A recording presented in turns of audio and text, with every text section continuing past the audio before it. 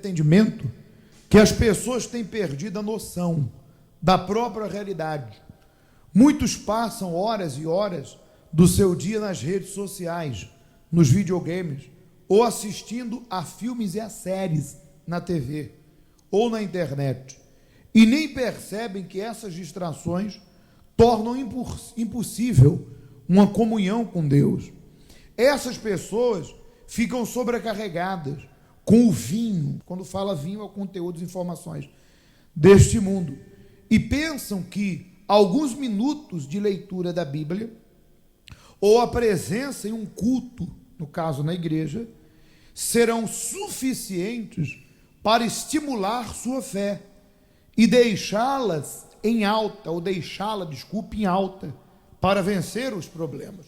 Mas é claro que isso não é possível. A vida cristã não é feita, de mágica, e sim desenvolvida com renúncias, ou renúncia diária e sacrifícios, o quê? Constantes. Ponto. Muito bem. Preste muita atenção. Nós temos aqui esse smartphone, telemóvel. Hoje, a palavra de Deus, nunca houve a pregação da palavra de Deus de uma maneira tão grande como nos dias atuais. Veja que nós não podemos estar dentro das casas. Imagine aquele prédio que ninguém tem acesso, aquele condomínio fechado, aquele lugar distante, de repente uma aldeia, de repente dentro até do próprio presídio. Existem lugares que o pastor não vai, mas chega a rádio, chega a TV, chega a internet. Então esses meios de comunicação, eles contribuem com o reino de quem? De Deus. Quantas almas são alcançadas, quantos países em que não há igreja, que não há pastor, que não há como a pessoa manter a comunhão dela, e ela mantém por meio dos meios de comunicação. Sem dúvida, os meios de comunicação de hoje, eles facilitaram com que Jesus chegasse até quem está o quê? A sofrer. Mas, assim como a luz, a mensagem da cruz, a palavra de Deus, se beneficiou desses meios de comunicação, o inferno também se beneficia. Através de quê? Dos entretenimentos, aonde o diabo provoca duas coisas. Primeiro, ele rouba o nosso tempo. Quando falamos nós, porque todos nós estamos o quê? Sujeitos. Primeiro, ele rouba o nosso tempo, de maneira que existem pessoas que para ela a internet já virou o quê? Um vício. Há pessoas que elas perdem a noção do tempo e são capazes de ficar 1 hora, 2, 3, madrugadas, penduradas aonde? Num computador, num tablet, mas elas não têm a capacidade de fazer o mesmo em relação às coisas de quem? De Deus. Já começa por aí. Entenda, isso aqui é uma bênção, quando eu sei usar. Mas quando eu sou usado por isso, se torna uma maldição. Primeiro, rouba o tempo. A pessoa não tem tempo para Deus. Ou de tanto estar atrelada, presa àquilo, ela fica tão cansada que de repente no domingo de manhã ela ficou o sábado anterior pendurada na internet ou vendo alguma coisa e ela acabou por não ter tempo ou perder a hora, de tão cansada para vir aonde? Adorar a Deus. Então, primeira coisa, é ladrão do tempo. Outra coisa, ali fala do vinho. O vinho desse mundo é o vinho velho, é o vinho podre.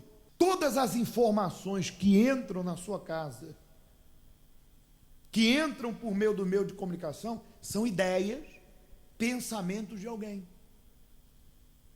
É a ideia de um autor, de uma novela, de um produtor, de um filme. É a ideia de alguma pessoa. E veja como que é interessante. Hoje, a violência sempre existiu. Mas se você parar para acompanhar, porque não tem nada demais você procurar um entretenimento. Só que você tem que selecionar aquilo que você vai ver. Porque existe coisas que é literalmente uma perca de quê? De tempo. É uma perca de tempo você ficar de repente 2, 3 horas. Hoje existe várias maneiras de você, podemos assim dizer, não de queimar o seu tempo, mas gastar o seu tempo com algo que passe uma certa informação.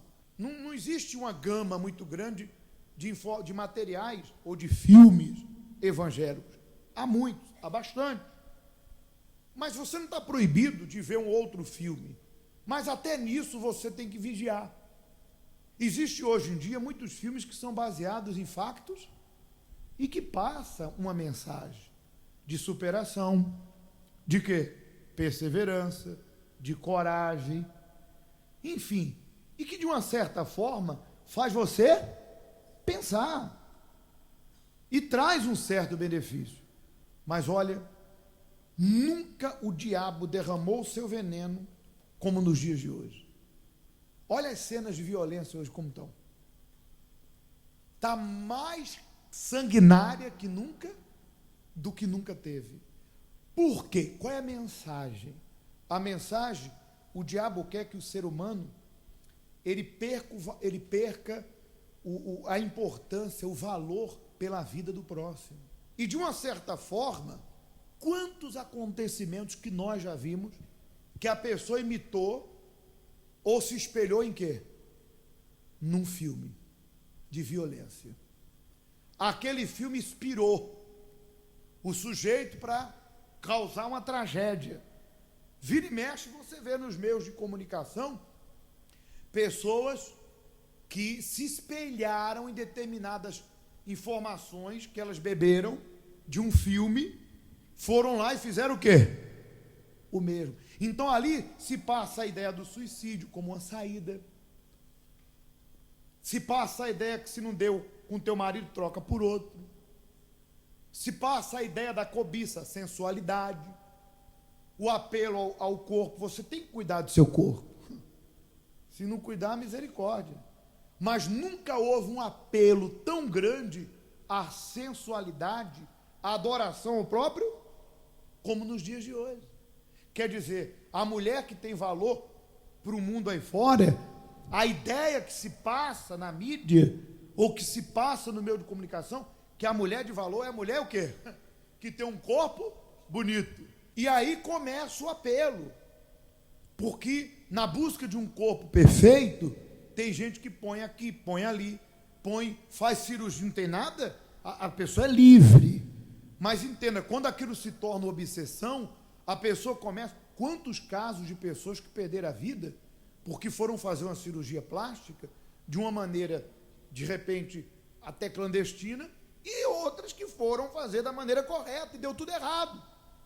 Não estamos aqui dizendo que a pessoa não tem que fazer, a vida é dela, ela faz o que ela quiser. Mas o apelo, a vaidade, fez com que ela tornasse aquilo ali o quê? Uma obsessão.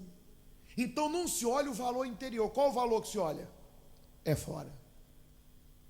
É assim ou não é? Não é esse vinho que se passa? É esse vinho. E de repente você está aqui e tua cabeça está sendo manipulada por isso aí. E tu começa a ter essa ideia. Aí de repente tu olha para tua esposa e tu fala assim, não é da novela. É o do filme. Sério? E você acaba pensando que a felicidade está nisso, porque a ideia que se passa é essa. Passa lá o sujeito e outra. Você tem que prosperar, mas nunca houve um apelo à cobiça de se tornar rico da maneira mais fácil. E qual a ideia que se passa aí fora? É trapacear. É querer se dar bem a todo custo. E as pessoas, coitadas, porque entenda, eu já vou falar sobre esse assunto, como você vencer isso. Elas começam a ter essa ideia e começam a buscar isso. Começam a achar, estou passando por um problema, é mais fácil então eu largar, é mais fácil eu me matar, eu vou fazer igual eu vi. Esse vinho vai entrando, gente. e as pessoas vão se embriar. De repente, aquilo de princípio não pode causar uma reação, mas vai formando na pessoa o quê? Uma ideia, não a ideia de Deus. A ideia de Deus é que a mulher sábia é aquela que edifica a sua casa. O valor da mulher está dentro. Claro, não significa que você, mulher, não tem que se cuidar. Não sejamos nem 8, nem o quê? Pelo amor de Jesus Cristo. Se cuide. Cuide do seu corpo, se cuide para o seu marido. Porque também tem mulher que ajuda o diabo, não é? Seja um pouquinho vaidosa, por favor. Não precisa ser muito, não precisa ser ao extremo. Seja o quê? Um pouquinho. Se cuida da sua saúde, cuida do seu corpo, cuida do seu cabelo, cuida de você. Ah, mas eu não tenho para quem me cuidar, então faz para Jesus. Amém? Cuida de você. Estou falando demais, gente? Por favor, se Deus permitiu que o assunto chegasse, que Deus quer fazer alguma coisa. Ou não? Então vá lá. Então, de repente, a pessoa não se cuida. Misericórdia. E aí também está ajudando Satanás, né? Porque nem tudo é demônio, gente. Tem coisa que a pessoa não se cuida e o diabo usa aquilo para dizer, aí, ó, olha, está largada. Então a mulher de Deus, a mulher sábia, ela cuida da casa e cuida do corpo dela, que é templo do Espírito. Muito bem, mas você entendeu o vinho? Para ir um pouco mais além, a coisa é tão séria. Você vê, você que tem criança, você tem que vigiar.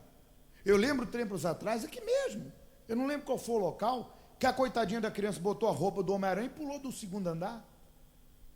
Porque na cabeça dela, a ideia, claro, na inocência, é óbvio, mas olha a ideia que foi passada naquele filme, que ela poderia pular e que as teias de aranha o quê? E a criancinha morreu, tinha 5 anos. Alguém viu esse caso? Olha aí, tá vendo? 4 anos. Então, de repente, é inocência, mas foi uma ideia vendida. E o diabo está aí vendendo ideia, e você cuidado. Você que de repente não encontrou a pessoa ideal, o diabo diz assim, você está ficando para titia, para titio, para isso, lá, para cá, arruma o primeiro que aparecer, e tu vai nessa ideia. Não, você tem que falar para Deus e para você o seguinte, se é para jogar minha salvação na lata do lixo, perder a minha vida com Deus, voltar ao vômito, aquela condição que eu estava, e depois me decepcionar, não, eu prefiro estar como estou, com Deus, salva, feliz interiormente, e estou buscando, não estou negligenciando, estou fazendo a corrente, por isso, estou sacrificando por isso, Deus vai me honrar. Mas de repente a ideia que se passa aí é que você tem que se atirar ao primeiro, que você tem que aproveitar, que você está, enquanto você está vai nessa. Esse é o vinho que o mundo bebe, que o mundo oferece. Outra coisa, você que tem acesso à internet, cuidado. Esse sistema é manipulador. Quando você entra em qualquer site, qualquer plataforma de rede social, você clicou numa roupa, o próprio sistema já vai oferecer um monte de roupa para você. Quando tu entrar no dia seguinte, vai aparecer um monte de link sugerindo o quê? Roupa. Porque esse é o sistema. Eles trabalham em cima do teu interesse. Trabalham em cima. Você clicou lá num bichinho que está lá, maltratou o bichinho. No dia seguinte, eles vão te mandar um monte de link oferecendo a mesma coisa. Você clicou lá, não sei, moda, beleza. Então eles vão trabalhar em cima daquilo que você gosta. E um detalhe, esse ambiente é manipulador. Cuidado com o que você compartilha. Eu lembro muito tempo atrás, que compartilharam a foto, porque entenda, hoje você entra lá, vê lá um idoso maltratado, ou sofrendo maus tratos. Uma criança sofrendo maus tratos, um animal sofrendo. Eu pergunto a você, isso é de hoje? Não, sempre existiu. Só que agora a coisa está escancarada, está sendo vista na internet.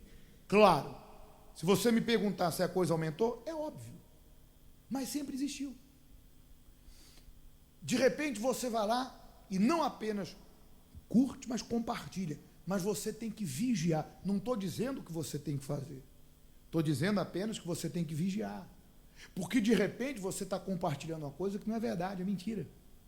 E isso pode prejudicar. E eu vou lhe dar um bom exemplo. Há muito tempo atrás, surgiu nas redes sociais, eu só vi a matéria com um desfecho trágico, mas compartilharam a foto de uma mulher, e essa mulher, ela era raptora de crianças. Andava pelas ruas raptando crianças. E a coisa difundiu. E as pessoas, qual a questão? Elas não apenas compartilham, mas elas começam a colocar sua opinião. E essas opiniões incentivam o ódio. Aumenta o quê?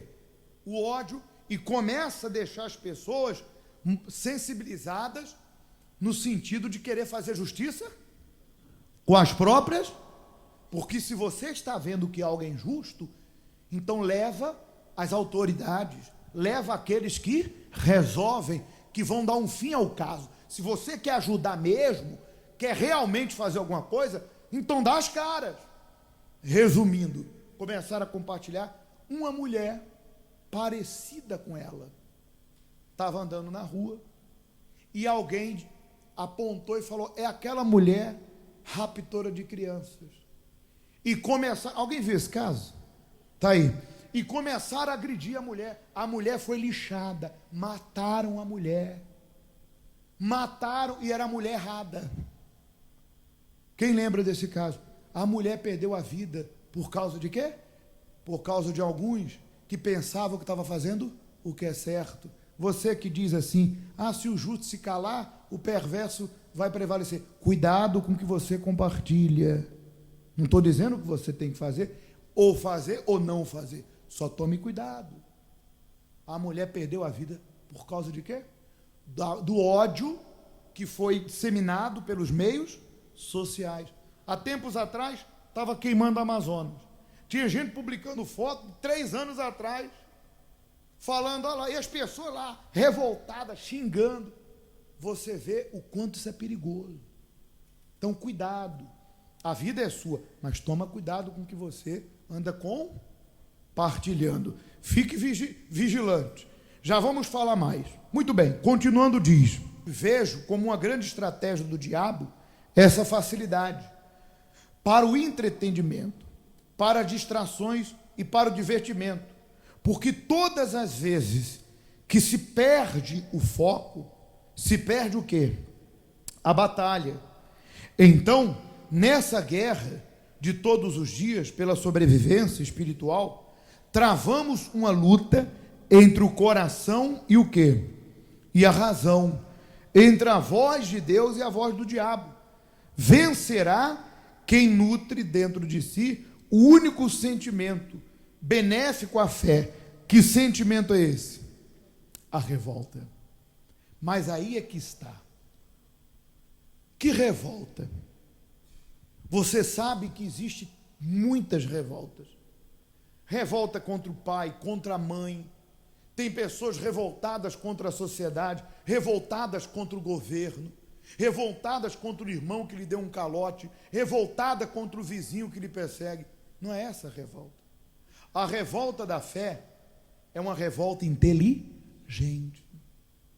A revolta da fé, ela não é focada em coisas ou pessoas que estão causando o problema, mas ela é focada exclusivamente naquele que está por trás do problema. Lembra que lá no livro de Efésios, o apóstolo, pelo Espírito Santo, disse assim: porque a nossa luta não é contra a carne nem contra o sangue, mas contra principados, potestades, contra as forças espirituais do mal. Então, quando alguém, usado pelo diabo, suscita a sua ira, sua revolta, tem que ser dominada em relação a dar o troco na mesma moeda. Ou querer fazer justiça com as próprias, você tem que ir ao demônio que está usando aquela pessoa e amarrar aquele espírito de prostituição, espírito de adultério, espírito de confusão, espírito de briga, espírito de ódio entre família, espírito de avareza, porque tudo é um demônio. Nós sabemos, claro e óbvio, que existem situações em que a pessoa, ela tem sua escolha, e que tem gente que não tem vergonha na cara, que não muda porque não quer, mas eu estou falando de pessoas que conhecem a palavra. Mas existem pessoas que não são conhecedoras da palavra de quem? E elas estão mergulhando no pecado. E muitas vezes elas são usadas para que você se revolte contra elas. E a revolta vem. Mas você que tem uma fé inteligente, na hora que vem aquela revolta contra o irmão, contra o pai, contra a mãe, na hora você para e pensa, opa, o problema não é ele. É o que está na vida dele. Porque ele não conhece a palavra de Deus. Ele é cego.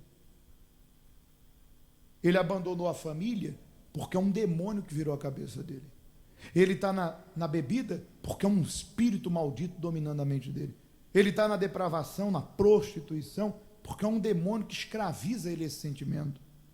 E ele não teve oportunidade de conhecer a palavra que eu conheço. Então até nisso, você tem que ter, é sobre isso que eu já vou falar. Mas ainda falando sobre a revolta.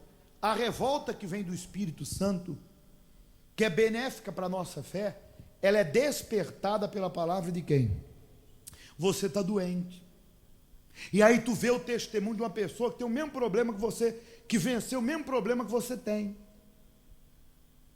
E aquela pessoa diz, olha, eu usei a fé, fiz o tratamento, sacrifiquei, usei minha fé, Deus me curou. E aí você abre a Bíblia e está lá, eu sou o Senhor que te sara. Quando tu vê aquela palavra e aquele testemunho, nasce dentro de você uma revolta. Meu Deus, eu não aceito morrer com essa doença, porque o Senhor curou ela. Quer dizer, a sua revolta é contra o médico que te deu a notícia do problema. Sua revolta não pode ser igual as pessoas que vão lá quebrar o hospital porque não são atendidas. Vai resolver? Vai resolver quebrar o hospital porque o sistema público, aqui em Portugal não é tão ruim, mas tem país aí que só Jesus, meu Deus do céu. Tem gente que morre lá, num leito, num corredor, pela negligência. Mas vai adiantar? Não vai adiantar. Então a revolta tem que ser da fé contra aquela doença. Eu vou até Deus, Deus só tem que me curar, como curou ela. Você está aí com o marido, igual do testemunho ali, com o marido de cabeça virada, sofrendo maus tratos, desprezado, humilhada. Ele tem amante. A tua revolta não tem que ser contra a sogra que está se metendo na tua vida, ou de repente contra a amante. Tu tem que ir ao altar e usar a fé e falar, meu Deus, está escrito na tua palavra, eu e minha casa serviremos ao Senhor.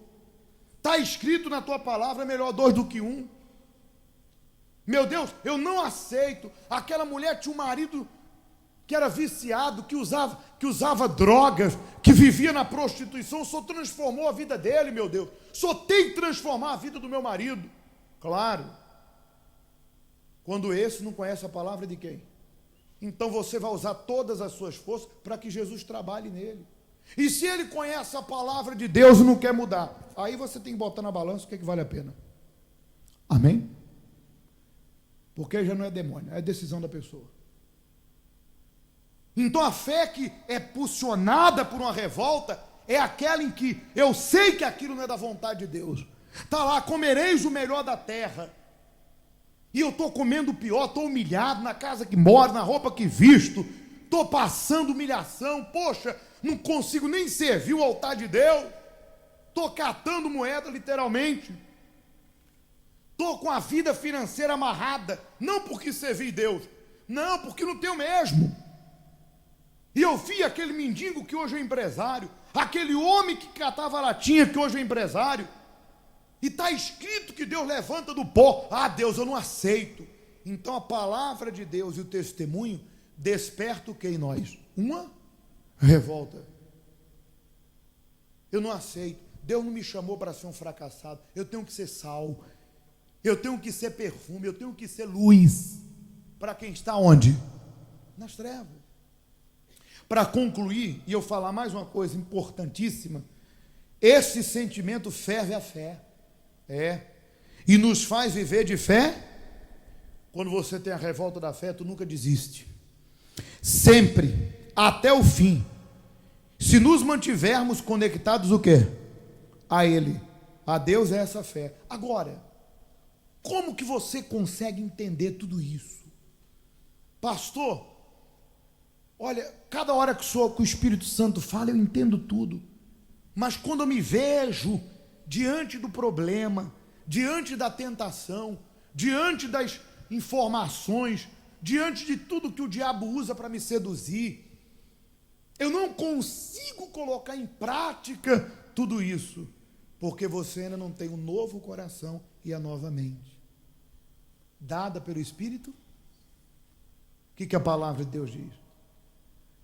Primeiro, não vos conformeis com esse século, mas transformai pela renovação da vossa, que é o Espírito novo. Não foi isso que Deus prometeu lá em Ezequiel 36, 25? Dá-vos-ei coração. Quando a pessoa tem um coração novo, ela consegue já perceber quando um sentimento é destrutivo. Quando o diabo está querendo pegar ela pelo coração, enganá-la, seduzi-la com coisas e pessoas. Então ela já consegue separar, opa, isso aqui não é bom. Esse sentimento é bom. Esse aqui não é bom. Quando a pessoa tem a mente de Cristo, o Espírito novo, ela consegue ver a armadilha do diabo. Naquela provocação, naquela sugestão, naquele negócio, ela consegue, opa, isso aqui não vai cair bem, isso aqui não vai me dar certo. E quando você não tem um coração novo, espírito novo, que é a mente nova, ainda que você saiba, o diabo consegue te enganar de novo. Por isso que agora, nessa busca, o que você deve pedir a Jesus é o coração novo e o espírito, para você colocar em prática o que você tem ouvido. Eu não tenho dúvida que você que está aqui, o Espírito Santo sempre fala com você, mas entra no ouvido e sai no outro. Ou de repente você chega lá fora e faz tudo errado, porque teu coração ainda é o quê? É velho, teimoso, cheio de ranços, cheio de vícios. Estou falando vício de drogas, estou falando dos vícios dessa vida, tudo. E tua mente ainda está dominada pelas ideias desse mundo. Então, agora, na hora da busca, peça a Jesus: Senhor, dai-me um coração novo em espírito, para que eu possa te servir, te obedecer. E quem traz esse coração novo, espírito novo, é o Espírito Santo. Ele faz um transplante. Amém? E nós vamos pedir isso a Deus.